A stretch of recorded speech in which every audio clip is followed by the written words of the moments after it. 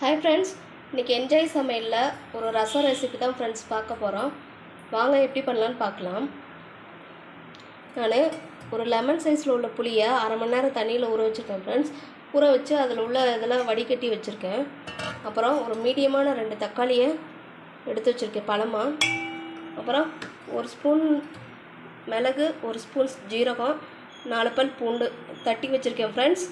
அப்புறமேட்டு தாளிக்கு கொஞ்சோண்டு சின்ன வெங்காயம், அப்புறம் கருவேப்பிலை, இதான் ஃப்ரெண்ட்ஸ் தேவை. இப்போ நம்ம ரசத்தை இப்படி செஞ்சுக்கலாம். தக்காளி சேர்த்துக்கலாம் ரசத்தில்.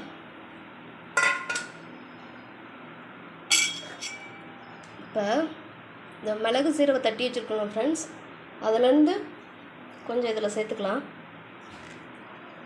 மீதி தாளிக்கில் எண்ணெயில் போட்டு இது பண்ணிக்கலாம் ஃப்ரெண்ட்ஸ்.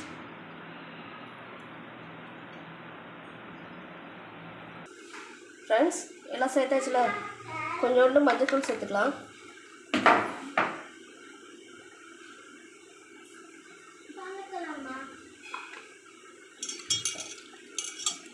தக்காளி நான் ஏற்கனவே இது பண்ணி வச்சுருக்கனால இதில் வந்து அவ்வளோவா பிசையலை ஃப்ரெண்ட்ஸ்.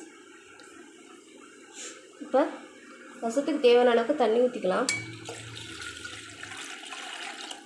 ஒரு செம்பு ஊற்றிருக்கேன் ஃப்ரெண்ட்ஸ். இந்த ஸ்டேஜில் உப்பு சேர்த்துக்கலாம்.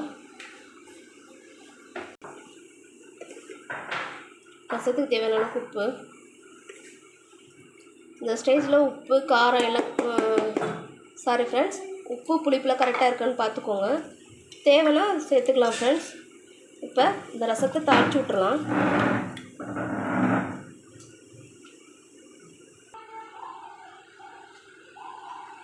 ஃப்ரெண்ட்ஸ் நான் இன்றைக்கி எண்ணெய் ஊற்றலை, அதனால் நெய் ஊற்றிக்கிறேன் ஃப்ரெண்ட்ஸ். நெய்யில் தாளித்தா ரசம் சூப்பராக இருக்கும் ஃப்ரெண்ட்ஸ். நெய் உருகட்டும். நெய் சூடாயிடுச்சு. இப்போ கடுகு,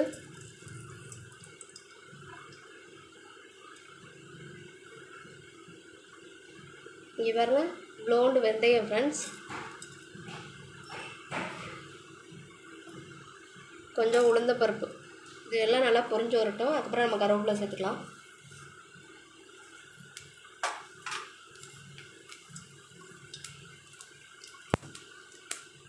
ஃப்ரெண்ட்ஸ் எல்லாம் நல்லா பொரிஞ்சிடுச்சு. இந்த ஸ்டேஜில் கருவேப்பிலை,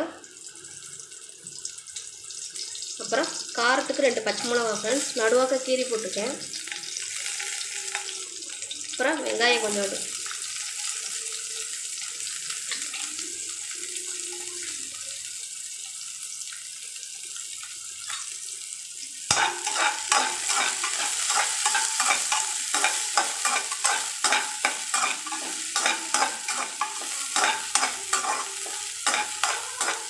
வெங்காயம் வந்து ஒரு ஃப்ளேவர் கண்டி தான் ஃப்ரெண்ட்ஸ் சேர்த்துருக்கேன்.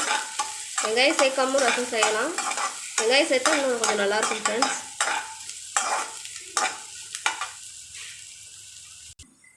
ஃப்ரெண்ட்ஸ் இந்த ஸ்டேஜில் பாதி நம்ம பூண்டு, ஜீரகம், மிளகு இதெல்லாம் தட்டி வச்சுருந்தோம்ல, அதை எடுத்து சேர்த்துக்கலாம்.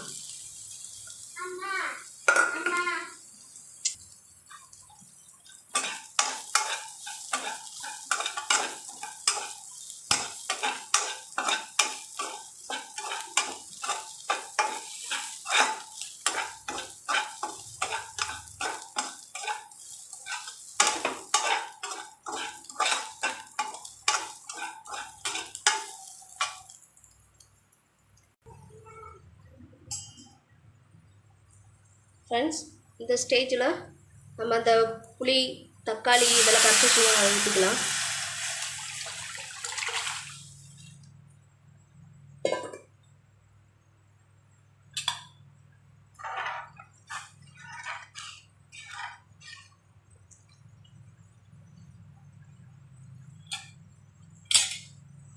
இப்போ இந்த ஸ்டேஜில் கொஞ்சம் பெருங்காயத்தூள் சேர்த்துக்கலாம் ஃப்ரெண்ட்ஸ்.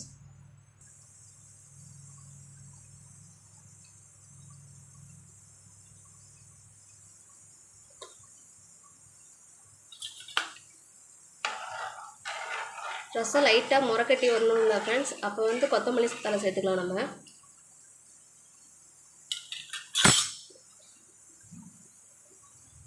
முறக்கட்டி வரட்டும். ஆனால் அடுப்பு கொஞ்சம் சிம்மிலே வச்சுக்கோங்க ஃப்ரெண்ட்ஸ், இல்லைன்னா சீக்கிரம் கொதிச்சிடும் ரசம். ஃப்ரெண்ட்ஸ், லைட்டாக முறக்கட்டி வந்திருக்கு பாருங்கள். இந்த ஸ்டேஜில் கொத்தமல்லி தழை போட்டு